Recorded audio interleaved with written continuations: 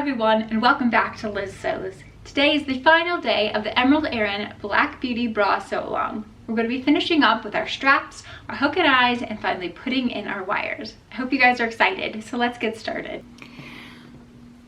So now we attached the Underwire Channeling yesterday into the seam allowance. So now that all the elastics are in place, we can go ahead and finish off that channeling attachment. So what we're going to do is start from the inside of the bra, and we're going to sew as close as we can to the outside edge of that channeling.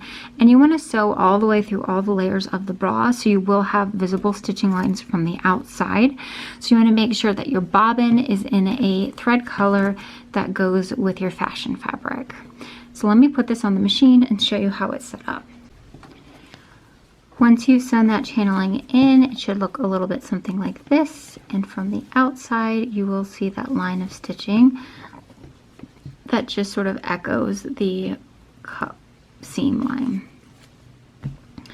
So now we're going to add in our strap elastic. So the first thing I want to do is set this aside, and we'll make some adjustable straps.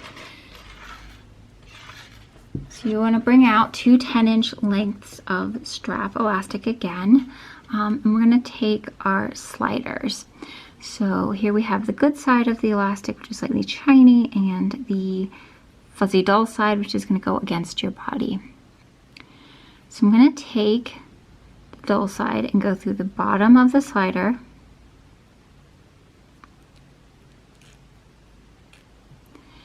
and then feed it back up through the top of the slider, like that. We're going to take a straight stitch and just go back and forth a couple of times there. Once you've sewn it into place, it should look something like this.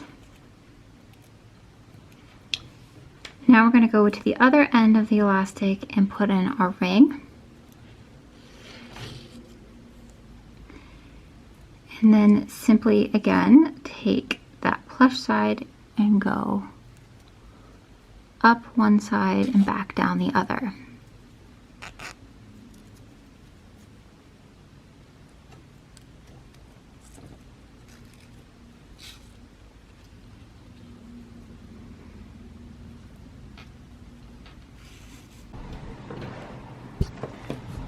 So now I have two adjustable straps made. Before I attach these on, remember I showed you when we were first making this bra that I made sure that the scoop was higher than I need it to be. So now that I have everything in place, I can sort of guesstimate how deep I need the scoop to be. So I just place my hook and eye on here, and then I can see where it ends, and I'm going to just make a little snip there. Now I'm just going to carve out this scoop again so that it meets my snip. So here I have just that little bit of scoop that I've carved out to meet the width that I need for my hook and eye. I'm going to do that for both sides of the band. Once you do that, then you can take your strap elastic and put it on the outside with the nice side of the elastic facing up. And I'm just going to follow this curve of the scoop and sew this in with a zigzag stitch. And I sew it in with a zigzag stitch on the far side of the elastic. So not the side that's facing out, but the side that's further towards the interior of the bra. So as you can imagine, this strap doesn't really curve very easily, but luckily this fabric does. So what I do is I just straighten the fabric out so that it meets the strap, but then once everything is released, then there's a nice curve to the strap.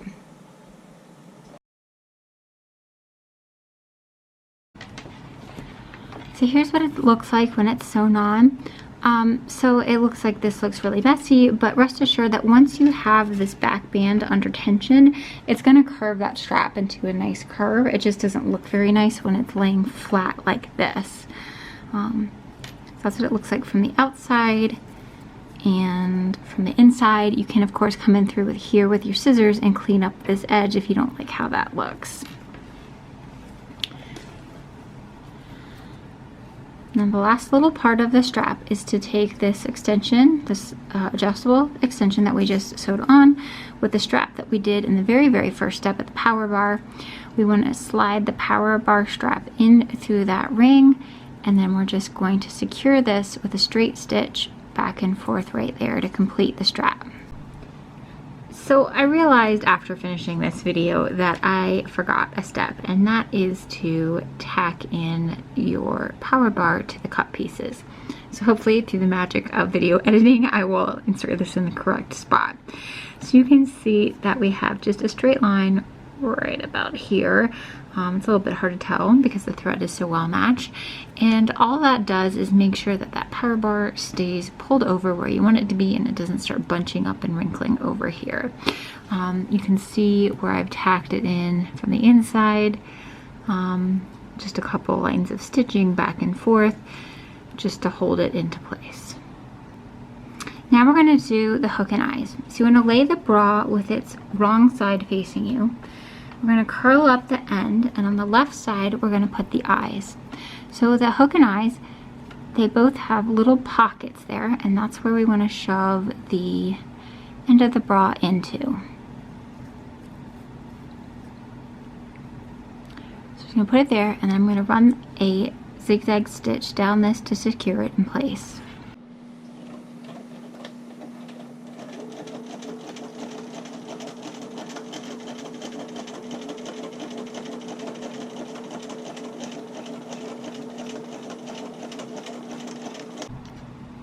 So this is what it looks like once it's sewn on. And now we're going to go and put the hooks on the other edge. So the hooks you actually want to have facing inside of the bra, like this. So just like we did for the other side, we shove the end into that little envelope, and I'm going to sew this with the zigzag stitch. I'm going to sew it from the inside just to make sure that none of these hooks really get caught up in my machine. I'm also going to switch out the foot on my machine for a narrower standard foot so that I have, just because these hooks can tend to get in the way with my walking foot. So once I have this in place, you can see I've got the hooks up against my presser foot as far as they will go. I recently learned that even on a zigzag stitch, I can move my needle position all the way over. So I move my needle position all the way to the right. That way I can, because if I just keep the needle position in the very center, sometimes your needle can come off of that hook and eye tape and just be sewing on the fabric by itself. So I'm going to move it all the way I can to the right. That way I can make sure that it's on here, even though these hooks are in the way of my foot.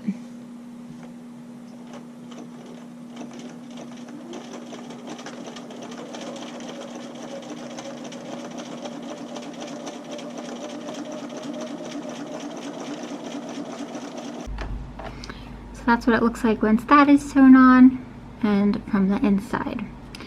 Our very, very last step is just to put in the wires and close it off. So you should still have an opening in the underarm section of the wire channeling. So my wires, you can generally tell what's the lower side and which is the higher side. Obviously the lower side is going to go center front, and the higher side is going to be under your arm. A lot of times it's demarked by a little bit of color. So on this one we have a little bit of blue, though I have seen some brands where the color is on the underarm side, so that's not like a huge indicator. But generally, just by looking at the wire, you can tell which is center front and which is underarm. So you want to start with the center front, and you want to stick it into the channeling. So the channeling is a big tube, and you want to actually go into it. You don't want to go in between the channeling and the bra, because you are very likely to have it pop out through the lace. You want to go into the channeling itself. So you just slide that in, starting with the center front. And you can jiggle it in, and then all you have to do is take a stitch and close it off up here, and your bra is finished. This concludes day 4 of the Emerald Erin Black Beauty Bra Sew Along. I hope you guys have enjoyed this tutorial, and I would love to see the projects that you've made. Be sure to tag me at Liz Sews on Instagram so I can see everything you've been up to. Also, if you've enjoyed the pattern as much as I have, be sure to let @EmeraldErinSews know as well. I hope you guys have enjoyed it. See you next time.